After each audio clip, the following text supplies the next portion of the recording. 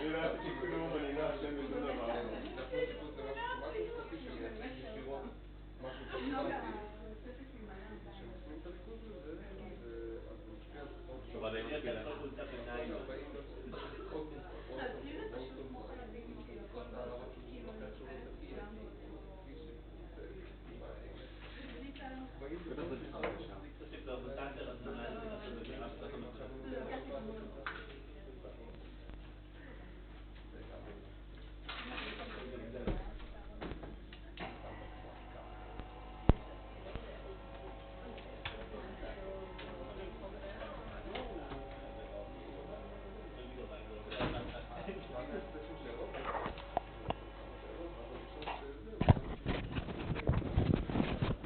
Okay, good afternoon.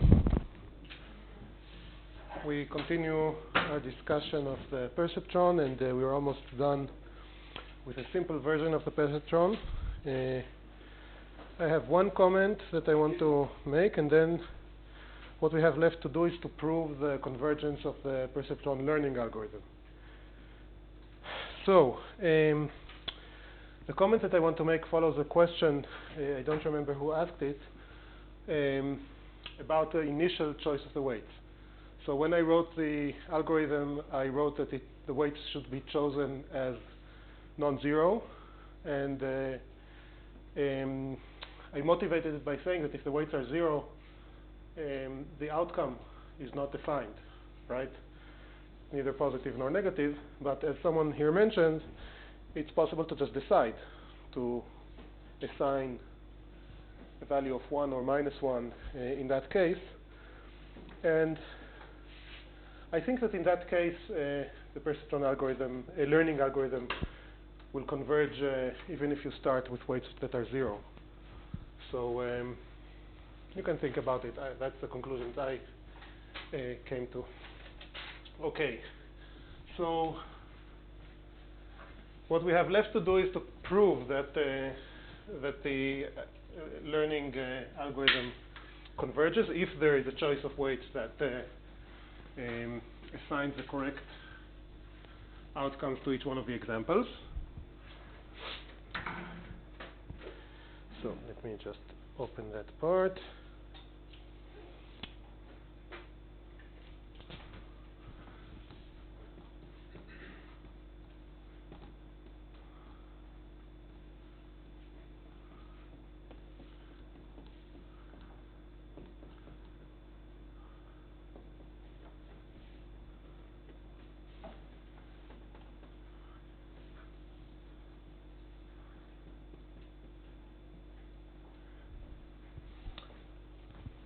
So, I would like to remind you that the way this works is that we go through all cycles, through all the examples,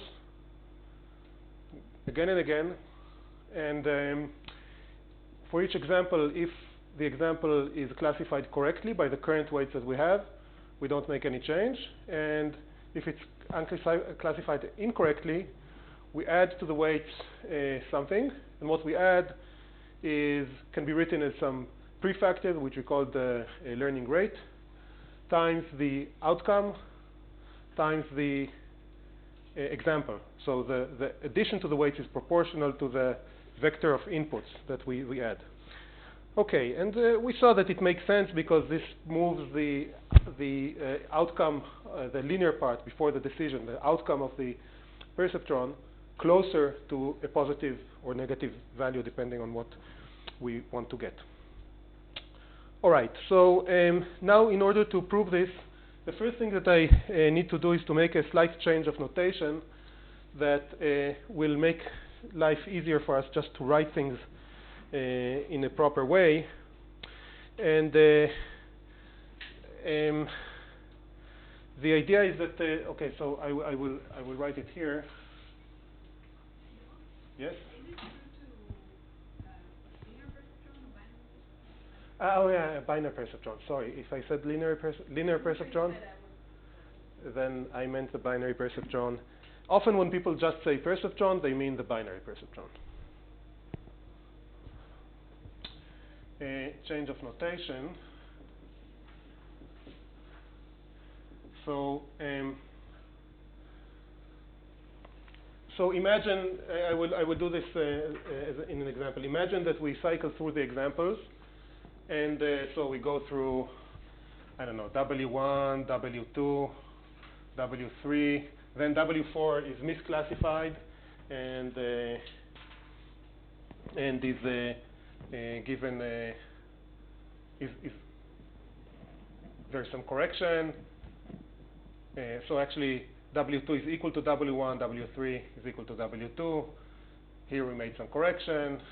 So, or in this example, we made a correction. So this is different from W3 and W5, and then maybe W6, and then we continue until WP, and then we go through the examples again. W2, W2, maybe W3 now needs a correction.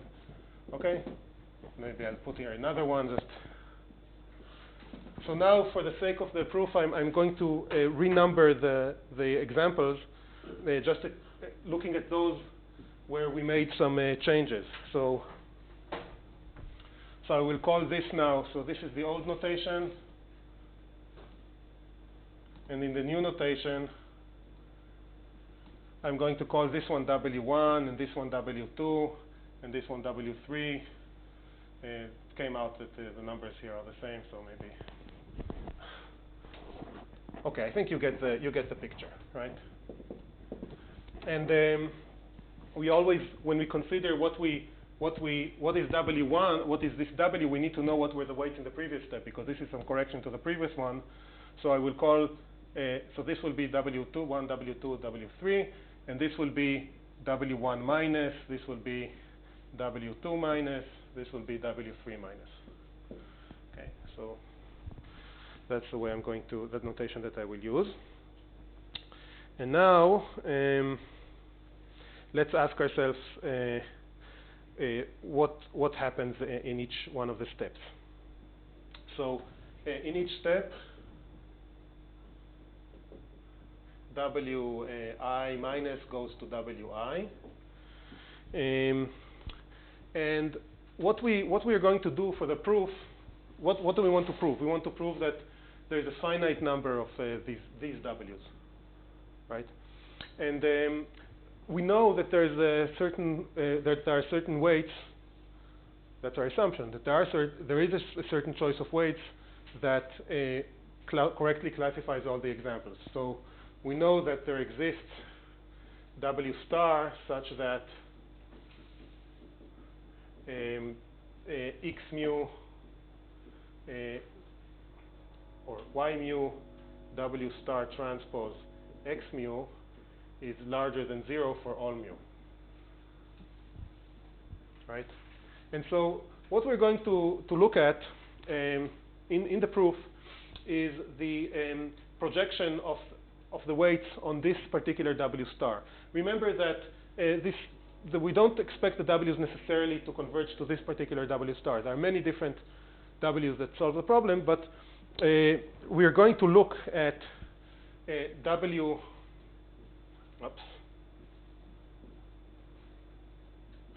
Wi transpose W star.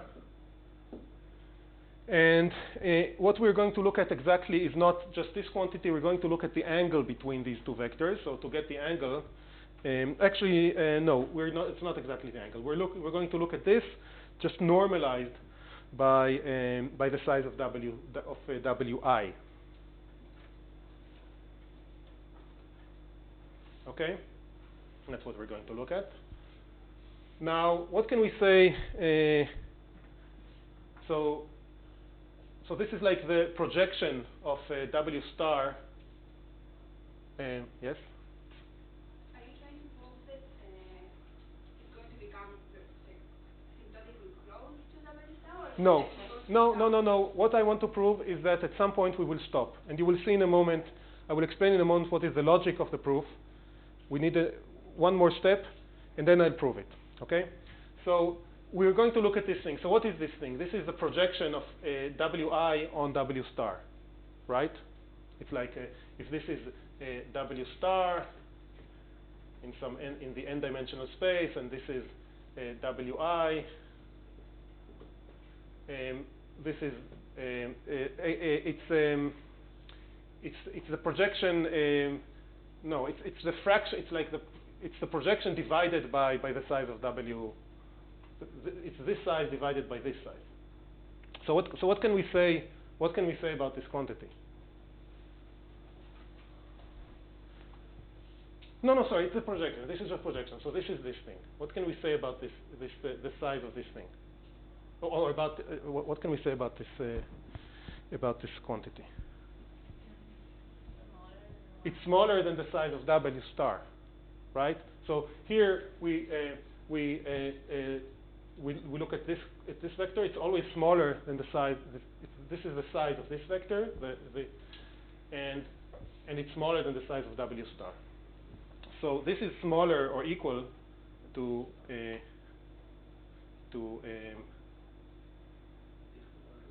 is what I'm saying correct? Yes. If W is equal to W star, then this will be the square of this, and this will be just the magnitude of W star. So this is the magnitude of W star, right? Is there equal to what? So the only way this will be an equality is if Wi is equal to W star. And in any other case, it will be smaller, right? Okay, so what we're going to prove now, the logic of the proof, is that we're going to show that all this quantity increases fast enough by some, it's not exactly that it increases by a finite amount, but it increases fast enough as a function of I, such that if there was an infinite number of steps, it would become larger than this. And therefore, there's a finite number of steps. Okay, so that's the logic. And yes, so what we're going to show is that this quantity, as we go through more and more examples, must increase sufficiently fast that at some point, if there is an infinite number of steps, it will become larger than W star. Okay, so we're actually going to get a bound on the number of steps that is needed in order to get convergence. Okay, so let's now write. So this is the quantity that we are going to focus on, and we'll start by writing what is Wi. So Wi, this doesn't write very well.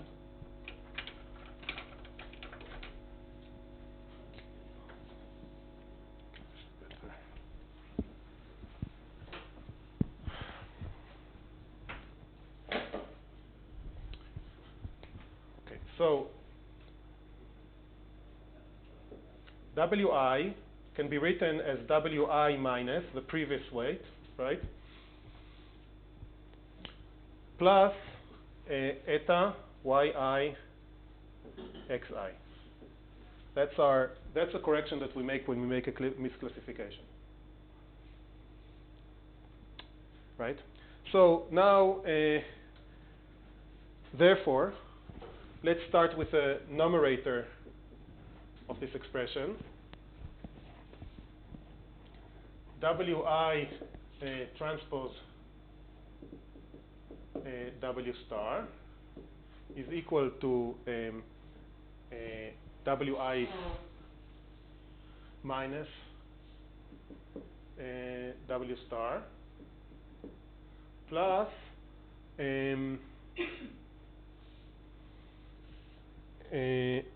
eta yi xi W I, or W star. Yeah. Xi W star. Now, what can we say about this thing?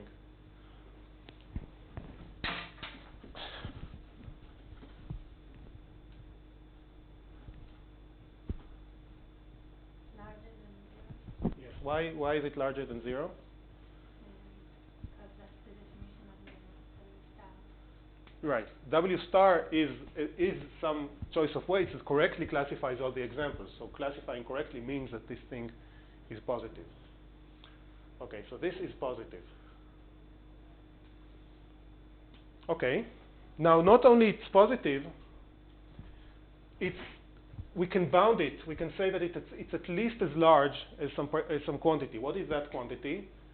it's larger than the minimum over all mu of y mu, x mu, w star. Because this is positive for all of the examples, times eta, right? Or, yep, eta times the minimum of this thing. So let's call this thing A. Can you repeat why it's larger than Because there's a finite number of examples, and this quantity is positive for all of them, right? So it's therefore larger than the minimum over all. strictly larger? What? Not strictly larger. Or It's well, this has to do with let's assume that it's always larger, okay? Oh, that's what you mean. It's larger than this. So let's write it like this. Fine. So actually I can remove this and write this. Okay, so we already know that the numerator, yes? Sorry, I don't understand what is the difference between the actual expression and A. That's what it means. Well, the fact that it's just that this A is some number. And therefore, what I've shown now is that in each step of the update, this quantity increases at least by A. But this is already A. No, A is the minimum over all the examples. And in this case, there is some particular example. So it's convenient for me just to point out that it's in all the examples, it's at least as large as this number. Okay, in all the cases, regardless of which one of the examples has been presented when the weights were updated. Okay, so this is my definition of A. So now you see that we've shown that the numerator increases, in this expression, increases kind of linearly, at least linearly with the number of presentations. But we still need to consider the denominator. So let's do that. So maybe I will just write the conclusion for the numerator. The conclusion for the numerator is that W star is at least as large as W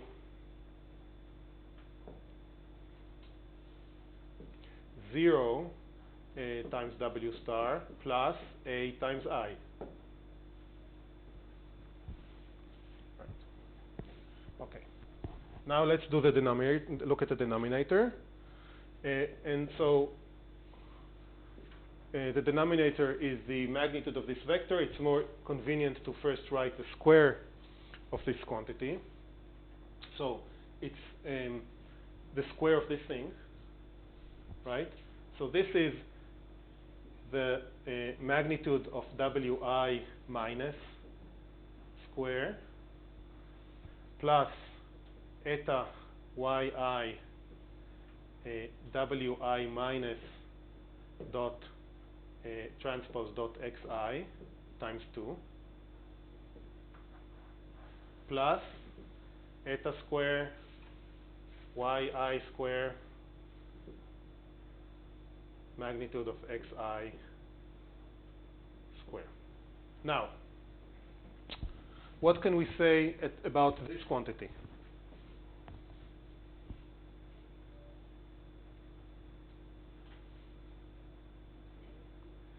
Who said that it's negative? Name. Do I have your name already written? No. Noga? Okay. So why is this negative? Right, exactly. All these cases are cases where we updated the weight, so the previous classification was wrong. So this is smaller than 0. This is equal to 1, right? I square is just 1. So therefore, this is smaller. Let's write smaller than or equal than Wi minus square plus eta square xi square. Okay, and therefore I can write that it's at least as small as wi minus square plus b, where b is the minimum over all the examples of this thing. So it's eta square minimum over all the examples of x mu square. Right? And therefore I can conclude, so I have this conclusion for the numerator, and for the denominator I have the conclusion that wi square is at least as it's smaller than wi w0 square plus I times b. Okay, so the denominator also, or the bound that we got, is also that this thing increases linearly with I, and this thing increases linearly with I. But here we don't have in the denominator we don't have this. We have the square root of this. Right? So therefore, now I will not be. So we have now. I think that I may have here. Oh, sorry. So I think no one told me that what I'm writing is nonsense. If this is negative, then this should be larger than, right? This is larger than it's. Sorry. No. This is smaller. Okay. No, this is fine. But isn't it supposed to be a max and not min? Yes. Thank you. So this should be max. Therefore, no, that's where I was wrong. Thank you. So yeah. So in order to have another minimum, another less than sign, I want to have here a max. Okay. So this one. So the numerator we've bounded the numerator as something that increases the function of I. For the denominator, it's good that it's larger. That it's larger than something. Okay. So now what we can say is that when we take the ratio of the numerator and the denominator divided by wi, this is smaller. This is larger than something. This is smaller than something, and so we can all say that the ratio is at least as large as w0 times w star plus ai divided by the square root of w0 transpose w0, which is this thing, plus bi. Right? Everyone agrees with me? Okay. Now this function, what can we say about it as a function of I? When we take I to infinity, what happens to it?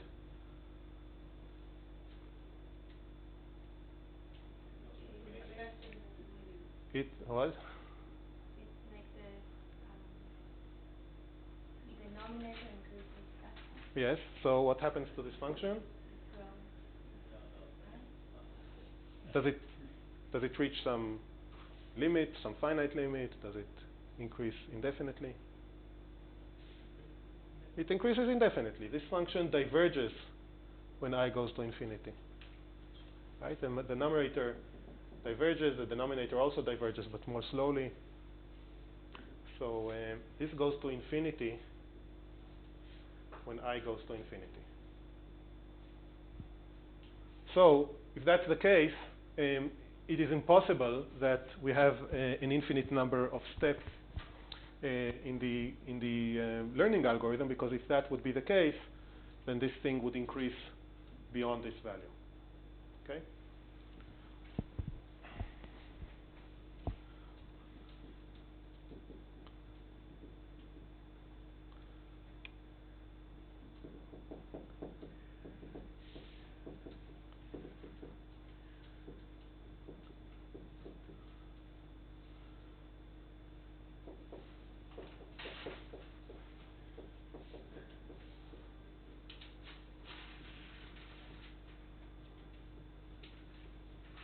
Okay.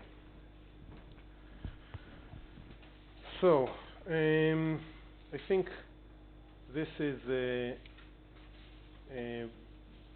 concludes what I wanted to tell you about the learning algorithm. And the next thing that we're going to do now is to discuss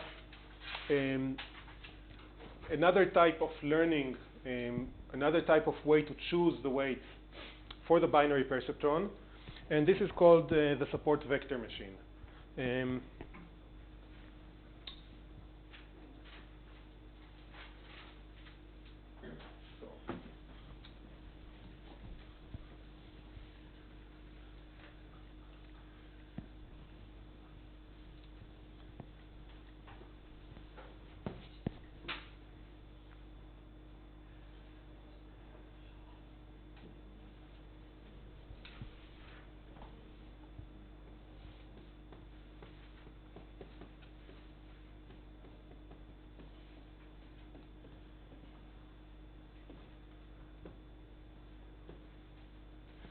Okay, so so far, when we discussed the binary perceptron, we discussed the fact that when there is some choice of weights that correctly classifies all the examples, there are in fact many choices, and we described a certain algorithm that picks one of them, but there's no particular motivation for why we're picking this particular solution, except for the fact that that's what the algorithm converges to. And the question now is whether there's a way to choose the weights.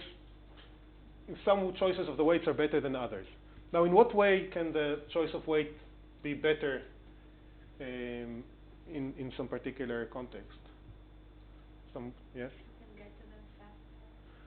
Okay, so that's one possibility, that it's a faster convergence.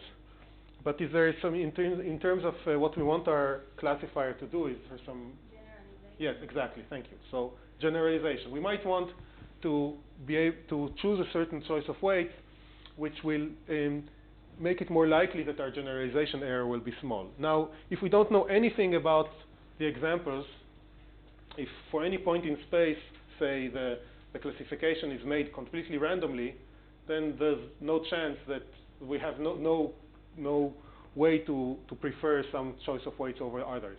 But if we assume that the classification is continuous in space, that nearby points tend to be classified correctly, then there's some guideline now, which I will explain in a moment in more detail. Okay, so let's imagine that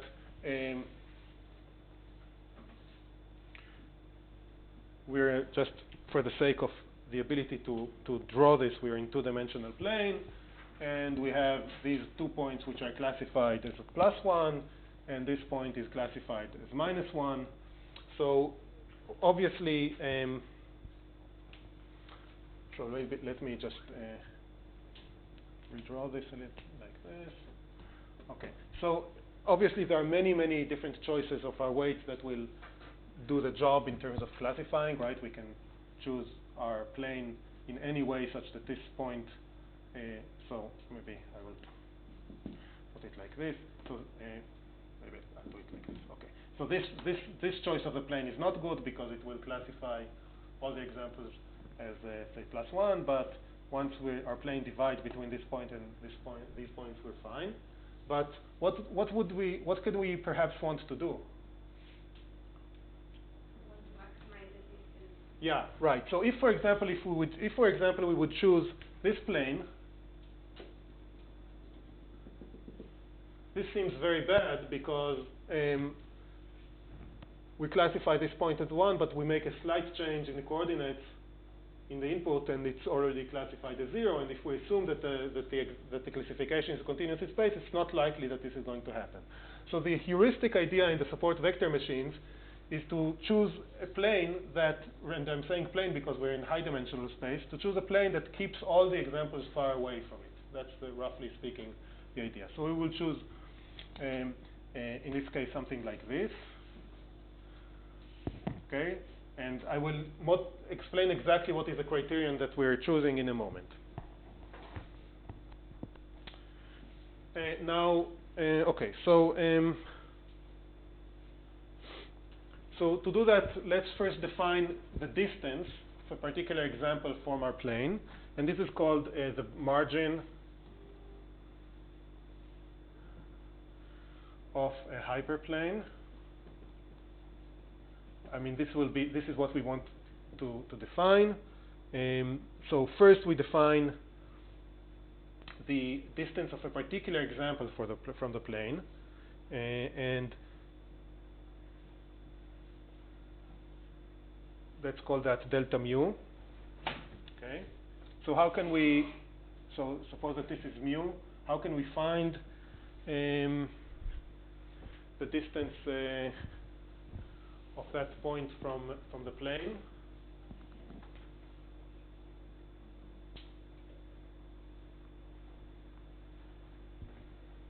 What do we need to do? So remember, the plane is defined by the weights, which are orthogonal to the plane. And what do I need to do to find the distance of this point from the plane? To project it on this direction. Okay. So this is going to be equal to W. I will write W hat. That's a unit vector in the direction of W. W hat transpose times x mu. And the magnitude of this vector is the distance. So if this is mu, this is delta mu. Okay. All right, and of course this we can also write. Yes. Hat. Hat means that it's a unit vector. It's a normalized. Okay, and so but instead of writing the hat, I could also write W transpose times x mu divided by the magnitude of W of W. And moreover, instead of taking actually here I don't need the double sign because this is not a vector. This is just a number, and that's true also here, right? So this is a number. This is a vector. So this is why I'm putting the two lines. So instead of taking the absolute magnitude of this thing, I can do something else. So I'm going to assume now that this is a point that I should have made more clearly. I'm going to assume that we're considering a situation where the W correctly classifies all the examples. Okay? We just want to choose the best one. So we assume that there is such a W, and we want to choose the best one in some sense. So I'm going to assume that for all the examples, W correctly classifies the examples. So how can I get rid of the absolute magnitude? That doesn't necessarily mean that this is positive. Multiplied by the outcome, by the desired outcome, right? Because the desired outcome has the same sign as this thing. Okay. So this is just now a way to write the distance of a particular point from the hyperplane.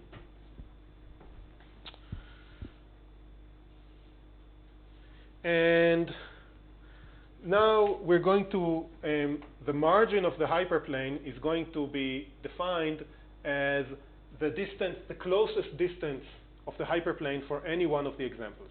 So this is the minimum of this quantity over all the examples. And we'll call that just delta.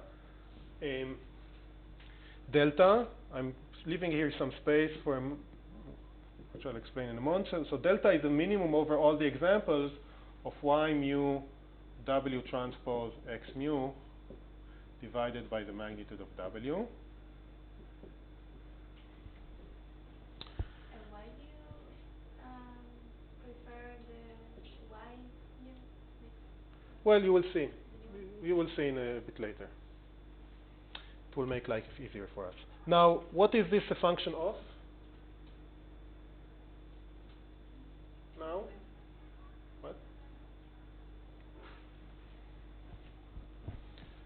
What is this a function of?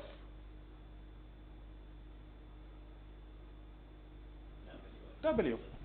It's a function of W. Yeah, right. But the situation is that there is a certain number of examples that's fixed, and we care about this as a function of W. We want to now. The rule of the choice made in support vector machines is to find a W that maximizes this thing. So this means that we want to choose a plane such that the closest point will be as far away as possible. Okay? Make sense? Yeah. So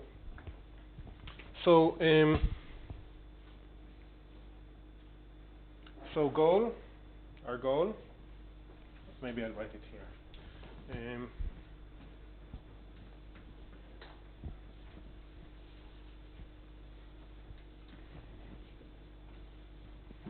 Or the SVM support vector machine choice of W, maximize delta of W.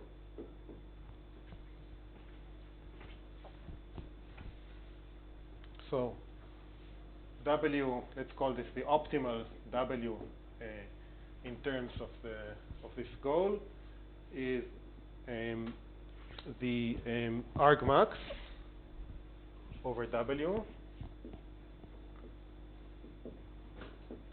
of delta, which is the minimum over mu of y mu W transpose x mu divided by W.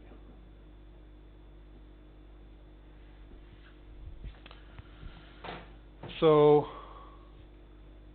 this is what the type of problem that we're solving is a max-min problem. We're looking for a W that maximizes the minimum of something, minimum over mu. Okay.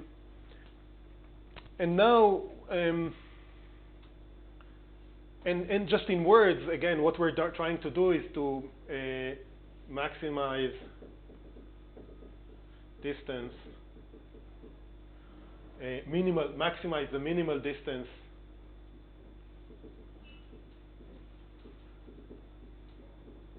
of our hyperplane,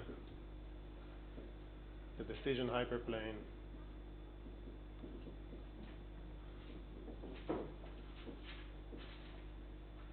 from the examples.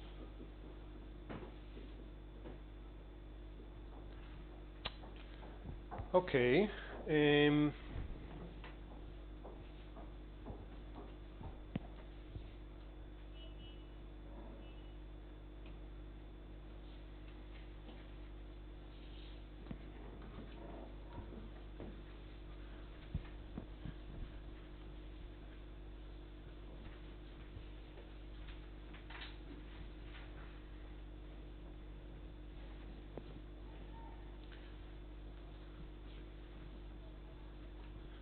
So I want to make two comments before we proceed.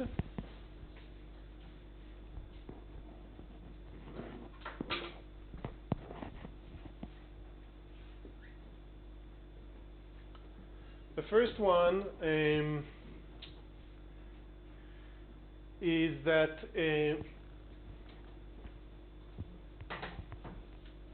you can ask yourselves whether this optimization, so the rules of the game is that we assume that there are some fixed examples and there is a possibility to linearly separate them. Now you can ask yourself whether this rule will automatically choose a W that correctly classifies all the examples, or should we restrict when we say this? Should I have written also that W is restricted to be a W that correctly classifies? So, what do you think? So, should I write, in principle, our whole discussion so far was under the assumption that W correctly classifies all the examples. So maybe when I write here an argmax over W, I should add some star and in small letters write that W should actually be one that does that. So what do you think? Do I need to add that, or is this going to be okay also if we consider W that do not correctly classify all the examples?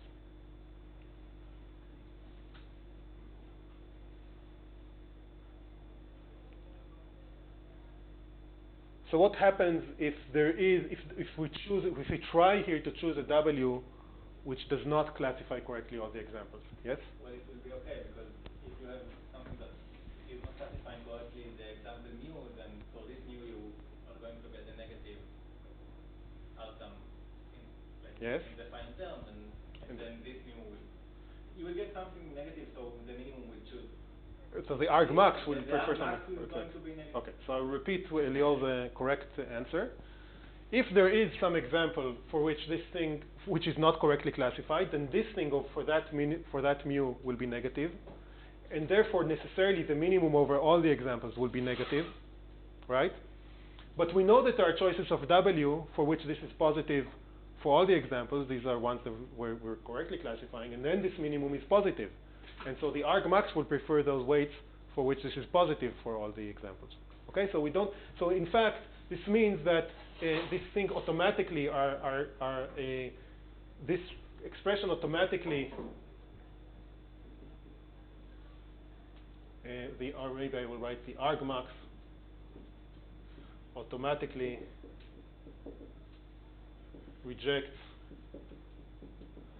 W's that do not correctly classify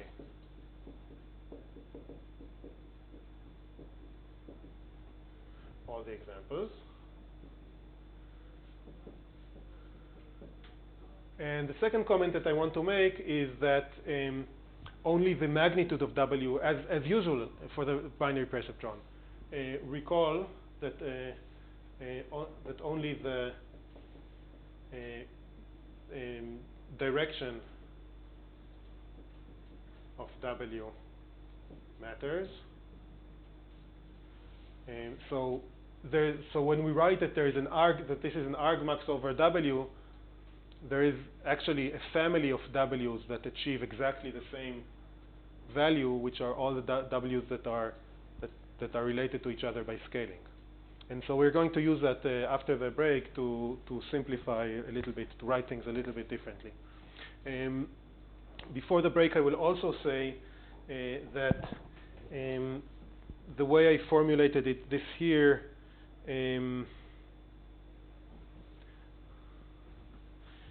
this is called the Primal Problem for SVM. And the reason it's called in this way is that, as you will see, in the next hour we will embark on a series of manipulations of this example and re-express our optimization goal in different ways. And then they will have another. Eventually, this will lead us to a re-expression of the same goal, which is called the dual problem. So this is the primal problem. And maybe one other comment is that this algorithm, just this formulating this goal and understanding what needs to be done in order to solve it, which we still need to do, this has been done in the 60s. I think by Vapnik and forget how to say his name correctly. The same guys from the VC Dimension, early 60s. And so this is what we're going to discuss today.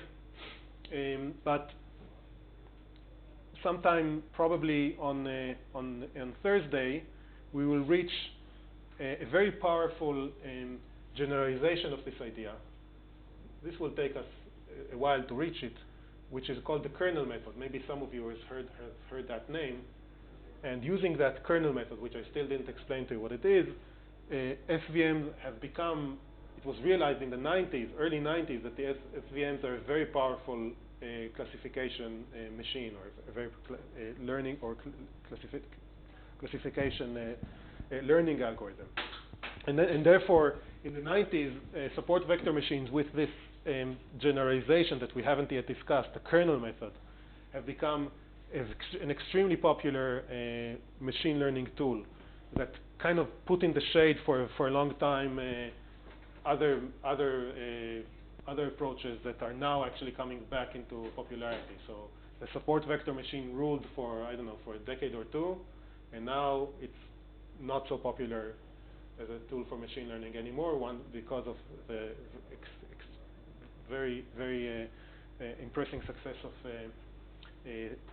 deep learning networks. Okay, so let's take a slightly shortened break. Let's see, what time is it now? Let's reconvene at 1 and 5 minutes. 5 minutes after 1.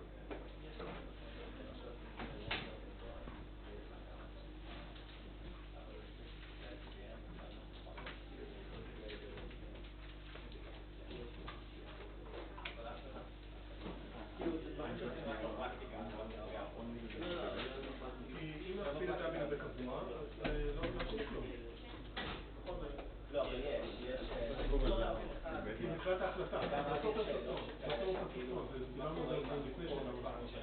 כל מה שקורה זה הכיוון של המישור, והכיוון של המישור נקבע על ידי הכיוון של הקלסיפיקציה. הקלסיפיקציה זה הסיין של W פעם.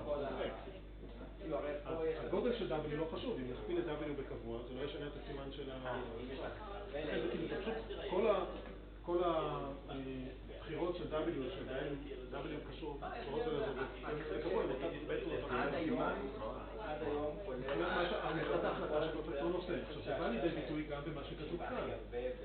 אם תיקח את W ותכפול אותו בקבוע, לא תשנה שום דבר באף אחד מהביטויים האלה. נכון, כי הבחירות מופיע במונה ובמחנה.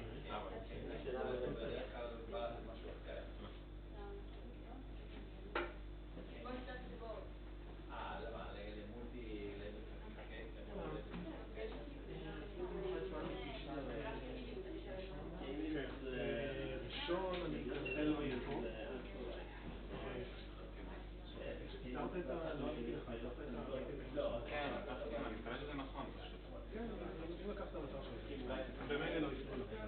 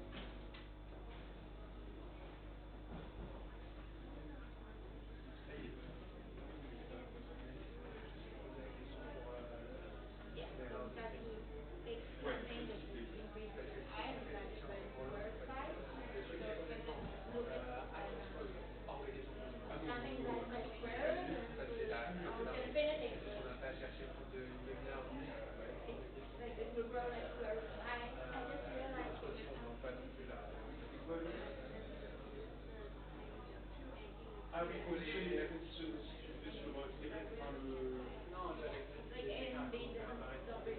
Ah oui, non, non, ça il y a des trucs de base, c'est pas ça. Mais vraiment, les trucs, quand on dit compréhension du problème, c'est donc l'erreur de training, et puis on avait dit soit, mettons, on s'est plus ou moins convaincu qu'il fallait, sur l'erreur généralisée, il fallait le moduler sur les X et sur les Y. Ah ouais, non.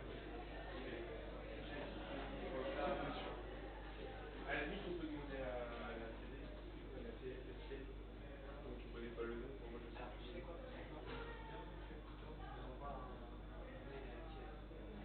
Et est-ce qu'en gros, eux, ça coûte Maintenant, on va la faire. Non, pendant ou après. après, d'accord. Parce qu'après, tu auras un quart d'heure. Ouais, ouais. Il me semble que c'est quand j'ai quitté la site, et est-ce que même pour toutes ces questions, on ne fait pas par KL? Très concept. Ce que m'a dit Yann, c'est que c'est que c'est des choses qui sont très similaires au son des dernière. Du coup, ça se transmet de génération en génération, mais pas sur le drive, mais sur le compte de la classe ST.com et Facebook. On a, auquel j'ai adhéré, auquel elle m'a inscrit, on a une box avec des réponses à ce compte-là. Donc s'il y a eu des... Et du coup, j'ai voulu aller voir ce matin et je ne sais pas pourquoi je n'ai pas réussi à retrouver la Dropbox sur le groupe. C'est comme si j'étais en vacances, d'être accepté dans le groupe, je ne sais pas, mais... Alors si, peut-être je ne sais pas encore comment moi, je pourrais essayer de rechercher tout à l'heure. Et donc, apparemment, il y a des corrections. Donc, s'il y a des corrections qui ont été faites, c'est déjà pas mal. Je vais essayer de revoir, là, je ne sais pas... Et il y a ça pour toutes les matières. Ah ouais, d'accord. Là, tu as déjà les corrections pour l'exercice le suivi aussi, et ce pour toute l'année, en fait. Ça, vous avez ça vous? With like all the corrections, all the TPA, something like that, and like the solutions. Yeah, Neuroscience.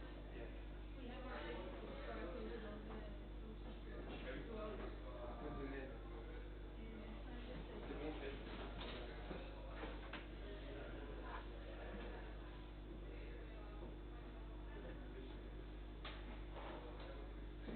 Mais c'est Ah ouais, c'est mieux. Hein. c'est monsieur Leguet, monsieur. Ah oui, non, c'est pas... L6.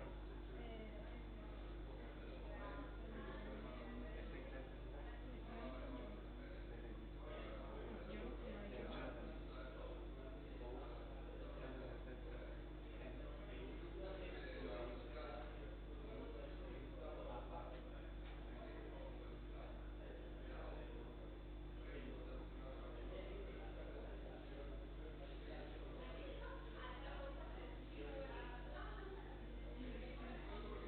Kernel Method. Ouais, il y a tout. L6 last week. Okay, I will read the Okay, now book. we have Neuroscience. Yeah, but okay, great.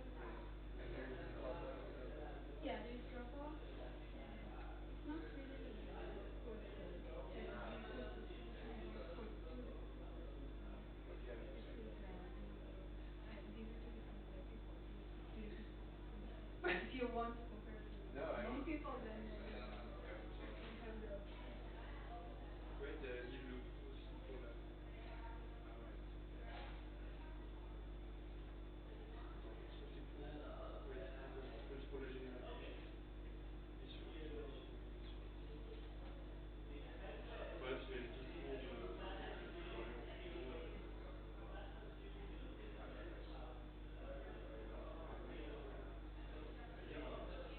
Et par contre, il commence. Par contre, il n'y a pas le truc de du θ qui commence juste à ça. Enfin, en gros, si on veut rajouter un graphique.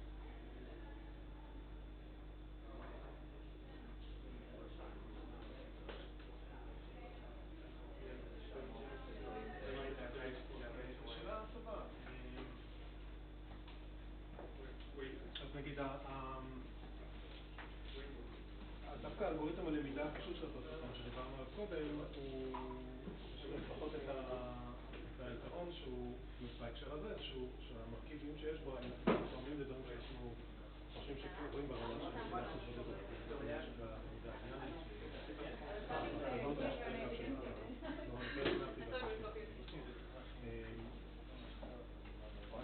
למעשה, לא יודע.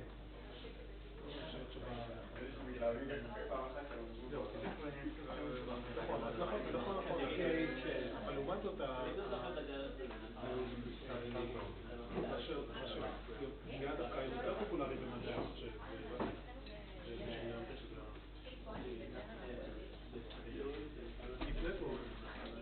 יותר דומה לארכיטקטורה של חישוב. כללי הלמידה שמשתמשים בהם נראים לא סבירים. זה אחד האנשים שמנסים לקשר בין זה למשהו במוח, אחד האתגרים הגדולים זה להבין אם אפשר להפעיל כללי למידה, לדבר פה, כללי למידה שמבקשים במעבדות כאלה, כללי למידה מאוד לא לוקלית. העדכון של סינפסה ברשתות שיש להם הרבה שכבות, עדכון של איזושהי סינפסה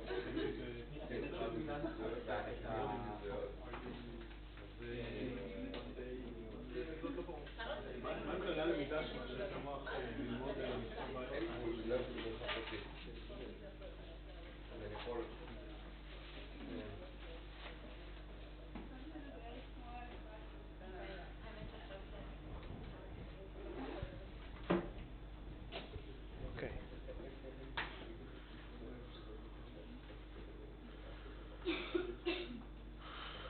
Okay, so we defined our goal. This is what I call the primal problem, and as I mentioned earlier, we're going to embark now on a series of manipulations of this expression that will help us understand better what are the properties of the weights that are actually chosen by this algorithm and how we can find them. So the first step that we're going to take is actually based on this comment that only the direction of W matters.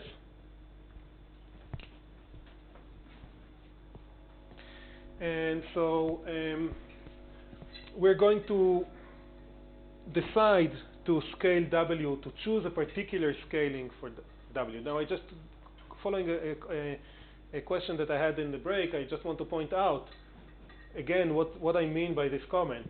First of all, we discussed even before the support vector machines that the scaling of W doesn't matter in terms of what our perceptron does. For the particular choice of W, this is what the decision of and the X. This is the decision of the perceptron, and if we multiply W by some constant, the sign doesn't matter. So the choices that the perceptron will make for two W's that are related to each other by a factor are exactly the same. And this comes about also, is apparent also here. In what we wrote here, if we multiply W by a constant, nothing here changes. All these expressions remain the same. The constant appears here and here. So as I said, so we're going to now scale, we're now going to choose a particular scaling for W that will be convenient for us.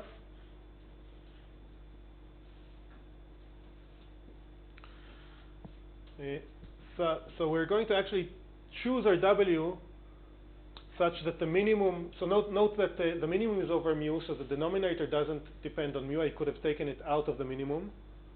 And the numerator, we're going to choose our W such that the numerator is actually 1.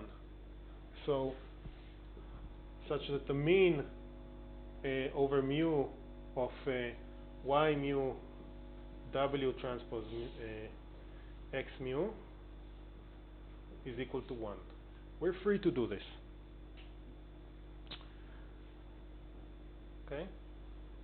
So of all the possible W's, that are fulfill this, we're going to choose that particular W.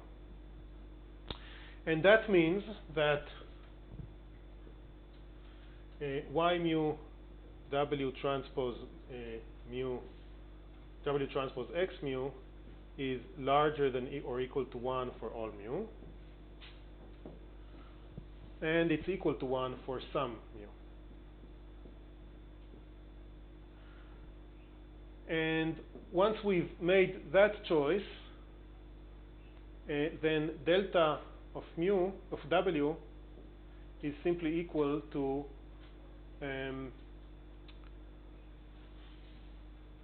1 over the magnitude of w. And so this leads us to an equivalent formulation of the primal problem.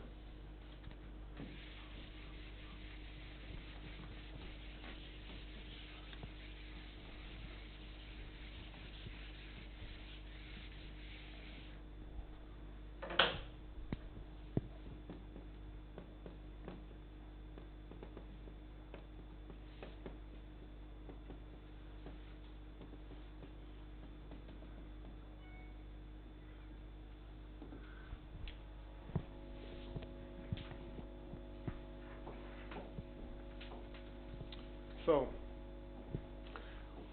we want to maximize 1 over w under this condition.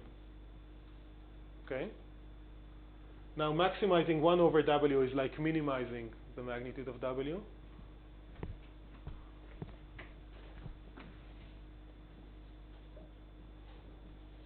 So we can say that we're searching for w that minimizes, that has a minimum magnitude. Okay. But now minimum, minimum of the size of w is equivalent also to the minimum of the magnitude squared, and magnitude squared is a quantity which is easier to work with. And all this is under the condition that y mu w transpose x mu is at least as large as 1 for all mu.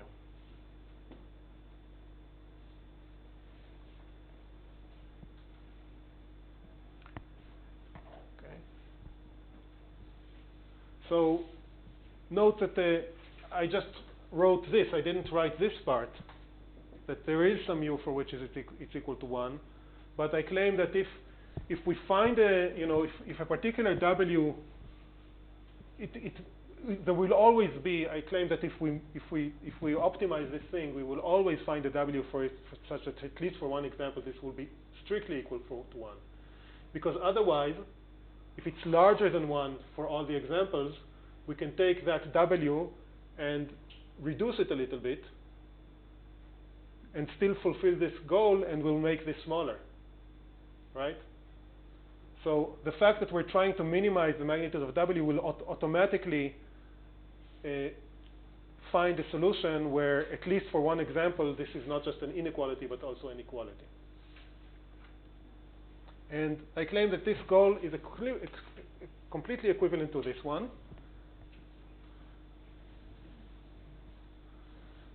And this is nice.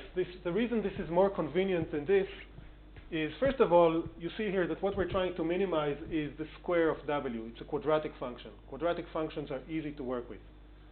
Now, we're not just trying to, if we would just try to minimize the size of w, the answer would be trivial. It would be w equals 0. So we're trying to minimize the magnitude of w, which is a quadratic form over all the entrants. It's the sum of squares of the w's, under a set of linear constraints, right? And this kind of problem is a problem that we know how to deal with. There's a name for these types of problems. They're called quadratic programming problems.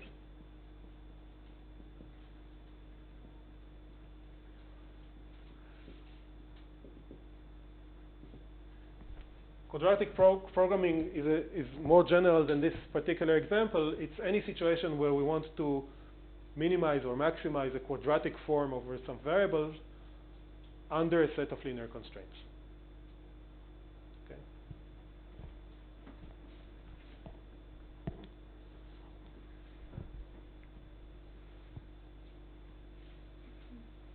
So what is the constraint is given? Well, each one of the, so that we have here p constraints, right?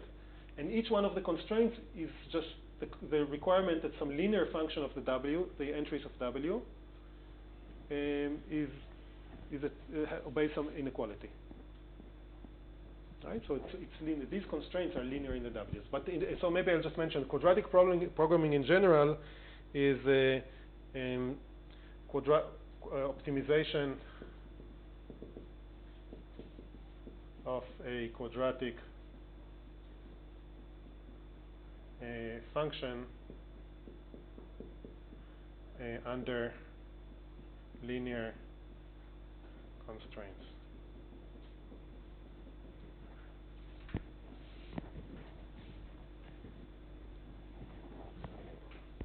And problems of this type appear in many, many contexts in science and in the applications, and there's a whole theory for how to deal with them, which we will make use of.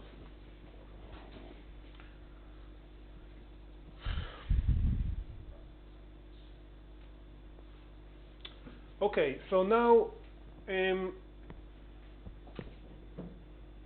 we have here, again, we have here an optimization problem with some constraints.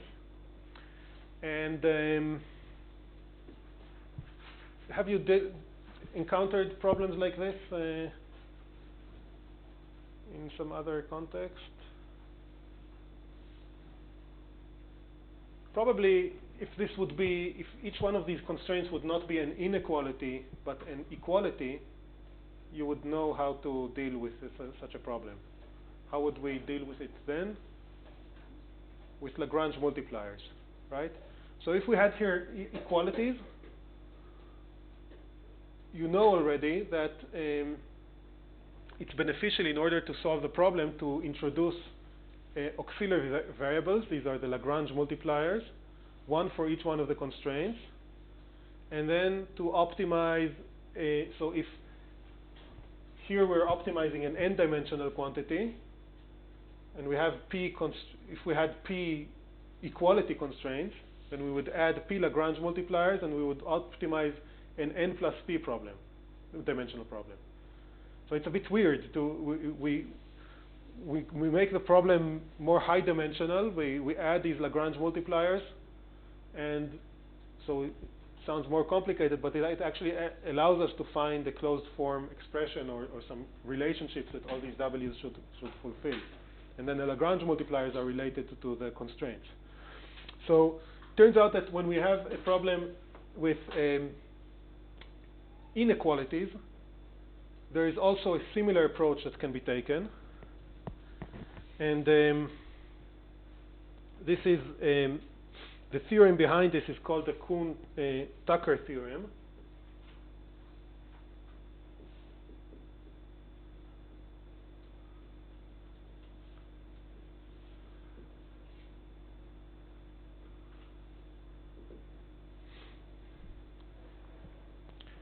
So I will write it specifically in the context of this problem. So the minimizing the size of W square over W under the constraints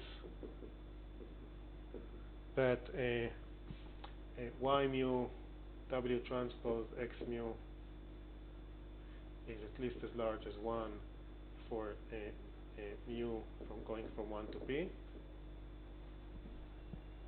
This is equivalent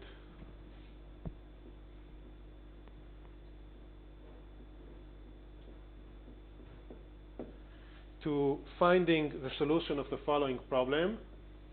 It's a max-min problem.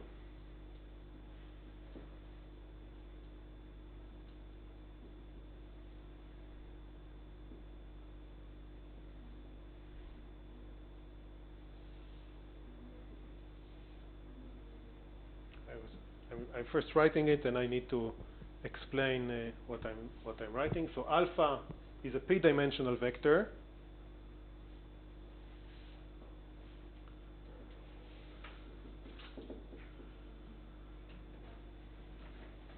This is p-dimensional. Okay. This is to confuse me with. No, I just can write this and you can see it. Yeah, I didn't notice that it's on.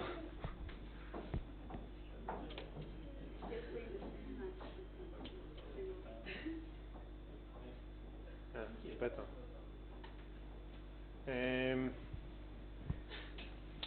Okay, so you see, in some similarity to the approach with Lagrange multiplier, we added p variables, one for each constraint. These are the elements of the vector alpha. Okay, and now I claim that finding the W that does this is equivalent to finding a W and a set of alphas that is the max mean of this quantity. I didn't yet write it. I will write it in a moment. So we were looking for a set of alpha and W such that L is a minimum with respect to W, and after we take the minimum, it's a maximum with respect to alpha. Sounds weird that this is going to be, I mean, this looks like, at this stage, all this looks like a complication, but you will see that it will be helpful. But I need to add to this that this is under, I didn't write everything, this is all under the constraint that alpha mu is larger than 0 or equal to 0 for all mu. So it really looks like a complication. We're doing the max min problem of this under still a set of linear constraints. Now instead of linear constraints, these linear constraints, we have the same number of linear constraints. Each one of the alphas needs to be non-negative.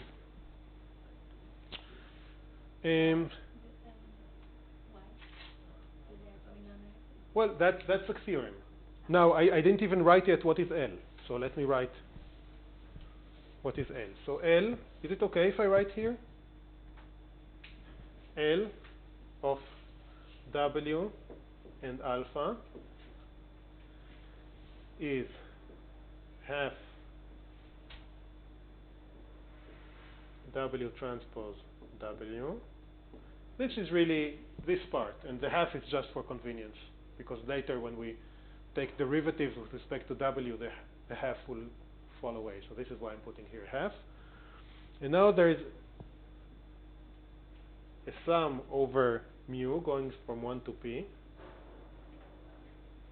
alpha mu times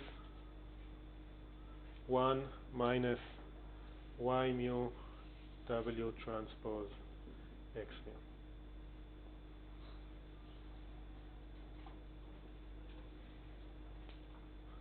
Now this should be really reminiscent of the Lagrange multiplier, what we do with Lagrange multipliers, right?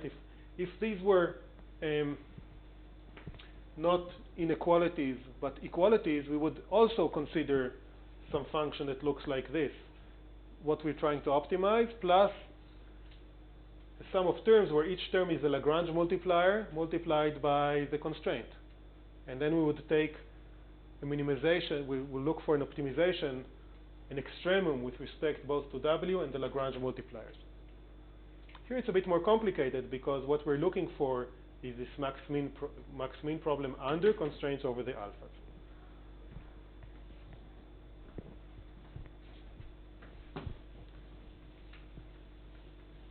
Okay, so now we want to understand why this works, why this is correct.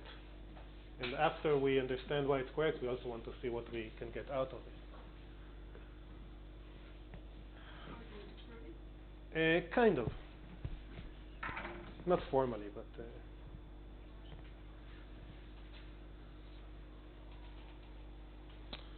So, first thing that I want you to notice is that necessarily this optimization goal must pick W's that adhere to each one of these constraints. Okay? So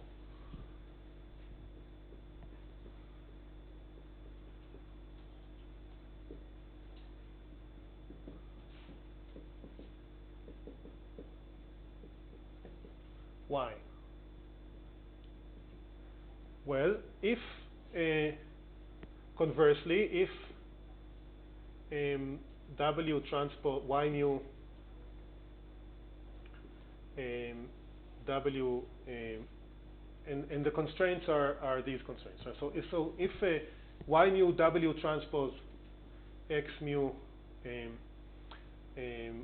let's write it like this: 1 minus this thing is larger than 0. Right? We want it 1 minus this thing to be negative or non-positive. Conversely, if the W that comes, suppose that the W that comes out of this minimization obeys this, then I claim that this doesn't make any sense. It cannot be the case. Why? Well, because this means then, so if that when we look at this expression, for that particular mu, we have here something positive. But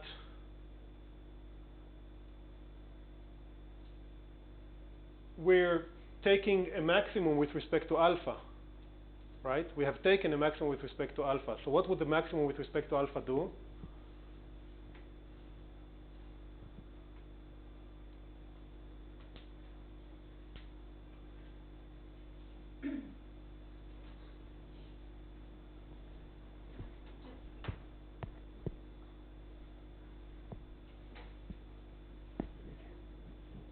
Yes.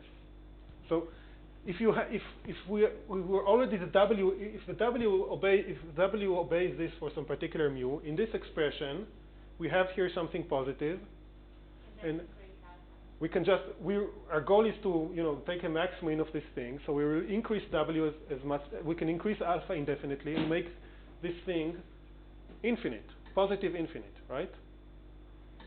So in that case, alpha mu will go to infinity and L will be infinite. So it's not a minimum with respect to W.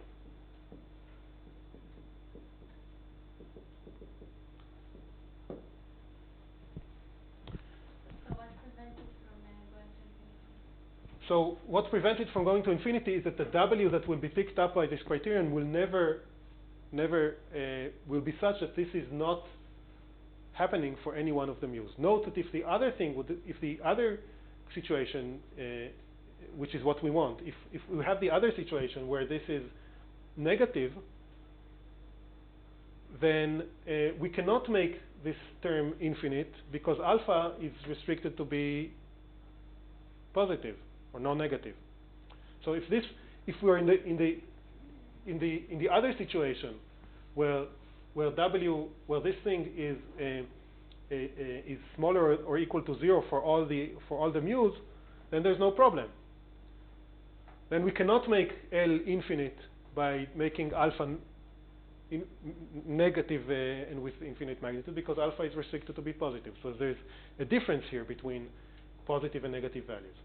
Okay, so this is one thing. That what I argued now is that the W that will be picked up by this criterion will be such that all these constraints are met. Yes? I didn't really understand. Okay. If there is a W such that this happens for one example, then okay, L goes to infinity and then. So then the max, then we can. Then I claim that the L that L must be infinite, because it is possible to make alpha positive and large as we wish, and therefore we can make the maximum over alpha be as large as we wish, and that's what will happen.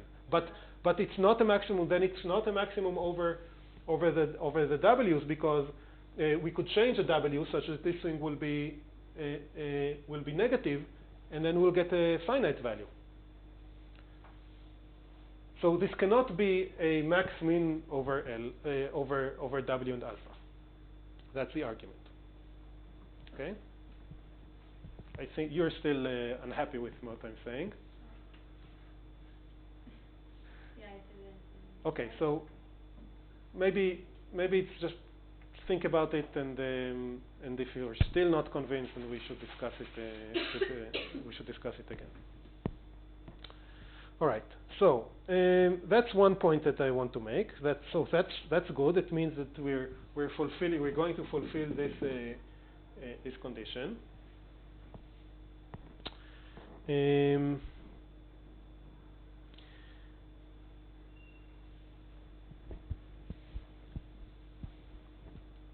And there are a few more things that we will realize while we continue to see what this formulation leads to. And then I think at some point you will be convinced that it's equivalent to this one. At this point you're only convinced that it's, or some of you are convinced, that it fulfills these inequalities, that the solution that we'll get will fulfill all these constraints. So now let's see what we can get out of this. So now we have this expression, and we want it to be a minimum with respect to all the w's, and then also a maximum with respect to the alphas. So how can we deal with that formally with these requirements? Can you repeat the requirement? Well, it's a minimum with respect to the elements of W, and it's a maximum with respect to the alphas. L is this expression. And what is the question? So the question is, what formally now? What if you want to suppose you have this L written? So what should we do to find the W and alpha that achieves this goal?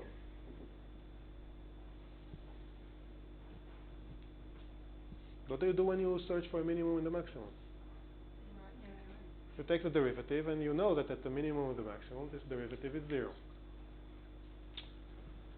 But there are also constraints, so it's a bit more complicated. But let's see what we can get out of taking the derivative with respect to W. So we will require that the derivative with respect to Wi is 0.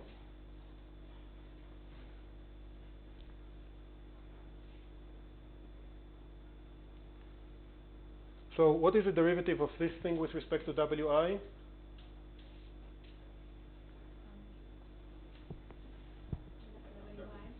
Yeah. Note that in this expression, there is no constraint. In this formulation, there is no constraint on the w's, right? Here there was a constraint on the w's. Here there is none. The constraint is on the alphas. So therefore, if it's a minimum with respect to W, we know that the derivative with respect to the W's must be 0. Okay, so the derivative with respect to Wi is Wi, and the derivative of this with respect to Wi, it's a sum over all the mu's, and I will already put a minus sign that will come from here. Sum over all the mu's, alpha mu, y mu, x mu I. Right? So we can write this in vector notation. W,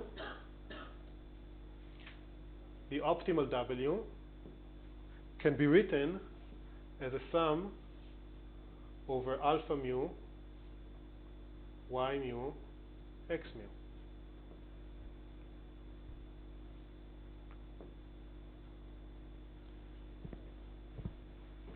That's very nice. If you believe the Kuhn-Tucker theorem, we have already reached a very interesting conclusion out of this. The conclusion is that the weights that minimize the margin can actually be written as a linear combination of the examples. Right?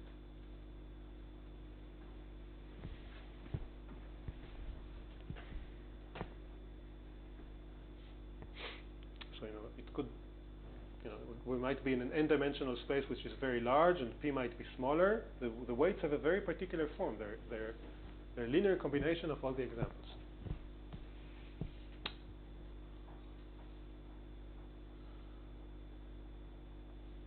Now, let's continue.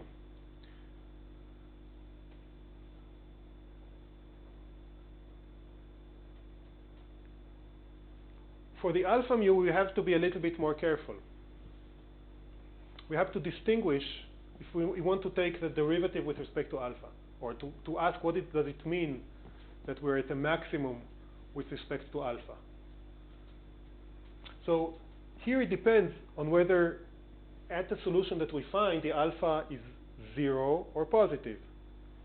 If alpha is positive, then we know that the derivative with respect to alpha must be 0, right? If alpha is 0, then we're on the constraint. So it could be the derivative doesn't have to be 0.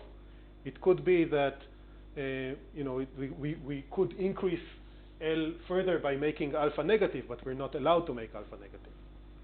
So this is what we got from the L. For the alpha, if alpha for particular mu, alpha mu is larger than 0, then we know that the L to the alpha mu must be 0.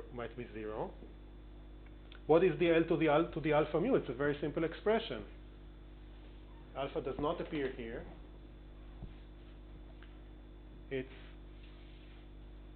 So we don't care about the sign because it's 0. So so y mu w transpose x mu has to be equal to 1.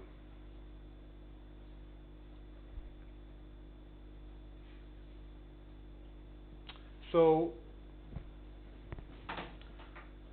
for those alphas that are non-zero, what does that mean?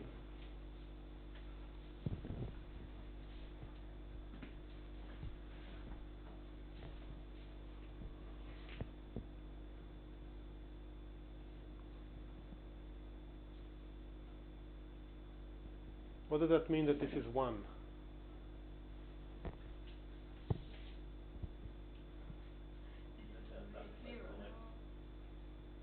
They're classified correctly, but moreover, for all of them, this is going to be larger than 1. So all the examples are going to be. What is special about examples for which this is strictly equal to 1?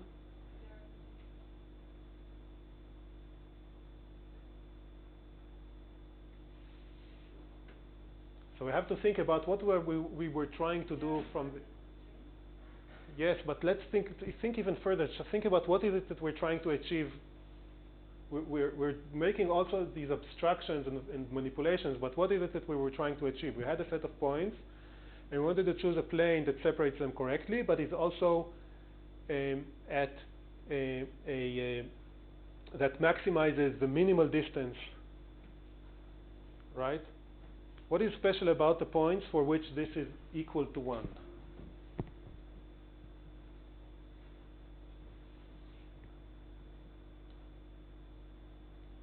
I claim that these are the points that are at a minimal distance.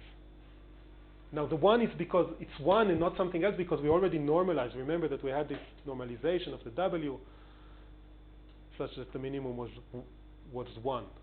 So the examples for which this is 1 are those examples that end up being precisely at the minimal distance. It could be one example, it could be two. It's typically going to be a few of them. Think about a situation where we have many examples, and okay, maybe I don't want to take another color, so you have +1 and -1, and you choose the plane that minimizes the distance. That maximizes the minimal distance.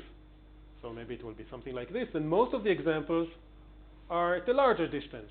They're going to be, in this case, there are 2 examples that are precisely at the minimal distance, right? I think it's always going to be at least 2, right? So most of the examples. So this already gives you an idea, the sense that probably most of the alphas are going to end up being 0, because the examples, again, for which the alphas are going to end up being positive are those that end up being at the minimal distance. And all the points that are kind of not in all the points, because we care only about the minimal distance, the the precise position of the plane doesn't care so much about the precise positioning of all the other points. And that kind of also tells you why the optimal weights, note here that the optimal weights are going to end up being a linear combination only of the examples for which alpha is non-zero. So you can see here now already that the optimal weights are a linear combination actually only of those points that end up being precisely at the minimal distance. Okay, and it doesn't care so much about, it doesn't care at all about the structure of the weights, doesn't care at all about the precise positioning of all the other points, except that they have affected, you know, which points are the minimal distance and which are not. Okay. I will erase this. Now, so this is what we can say if alpha mu is larger than 0.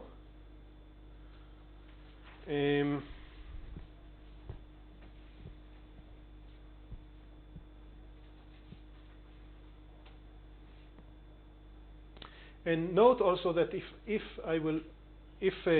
y minus y mu w transpose x mu is smaller than 0,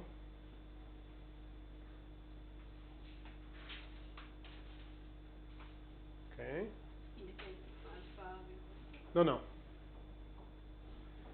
Then I claim that then necessarily. So we already pointed out that this cannot be, right? It cannot be positive.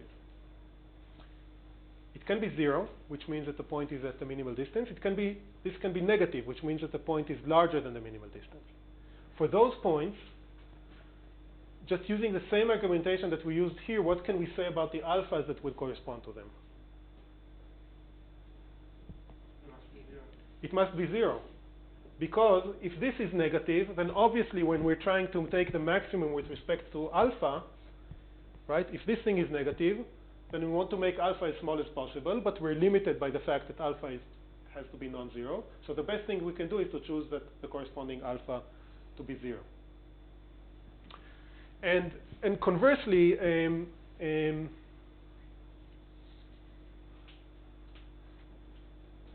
I think that you can see that if alpha mu is equal to 0, then this thing must hold, because otherwise it would be beneficial to increase alpha. Okay? So let me write it like this. And remove the if.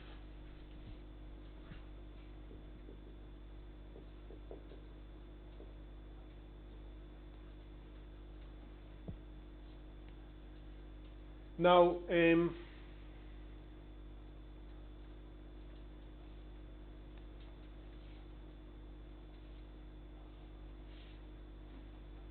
me see if there's anything that else that I want to say about this.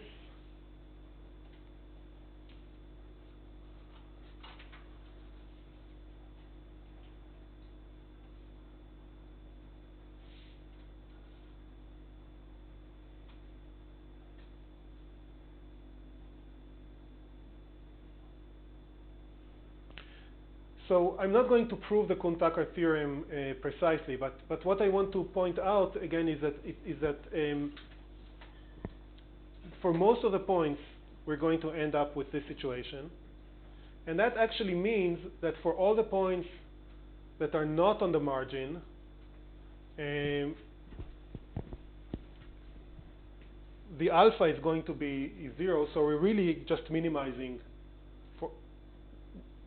We're just minimizing W transpose W, except for a contribution that comes from those points that are on the margin, and that's a slightly more tricky part. I don't want to right now to go into the details to convince you that the contribution that comes from those few points that are actually ending, when I say on the margin, this is just terminology.